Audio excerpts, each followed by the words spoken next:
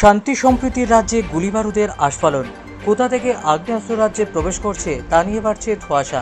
এবার জঙ্গলে গুলিবিদ্ধ 85, পরপর 3টি গুলি লাগে শরীরে। রবিবার আমবাসা থানাধীন ধানছড়া এলাকার জঙ্গলে গাছ থেকে পান সংগ্রহ করতে যান শান্তিথাং হালাম। কে বা কারা তার উপরে এলোপাথারি গুলিবিদ্ধ করে তাকে হত্যার চেষ্টা করেছে তা নিয়ে রয়েছে ধোঁয়াশা। পরবর্তী সময় তাকে নিয়ে আসা হয় ধলাই জেলা হাসপাতালে। সেখান থেকে প্রাথমিক চিকিৎসার পর উন্নত চিকিৎসার জন্য আগরতলা প্রধান রেফারেল হাসপাতাল জিবিতে রেফার করা হয়। এই ঘটনার তদন্তে নেমেছে পুলিশ। গোটা ঘটনাকে কেন্দ্র করে এলাকায় চাঞ্চল্য বিরাজ করছে জনমনে। ঘটনা তো আমরা ঠিক মতো জানি না, তারা যেমন ধরো এটা হয়ে গেছে পরে আপনারা ডাকছে আরে তারপরে আমরা গেছে আমার মামা লাগে কি কি মানে গিয়া কি অবস্থা পাইছো তোমরা?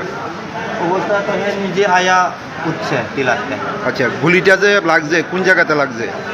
দুইটা তো বলতে পারে না।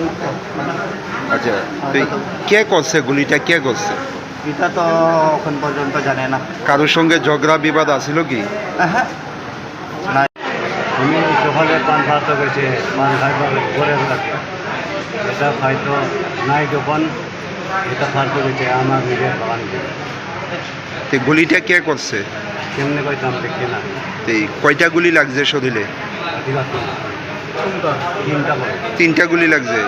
তো পরে আপনি মানে বাড়ির লোকে কিভাবে খবর দিছে? ফোন দিয়ে আচ্ছা, পরিবারে ফোন করছে। কে গুলিটা করছে দেখছেন নি? আপনি কি ধান পান খেতে গেছিলেন? আমি খাওয়াছিল আমার নিজের পান। আচ্ছা, সঙ্গে কেউ আসছিল আপনার?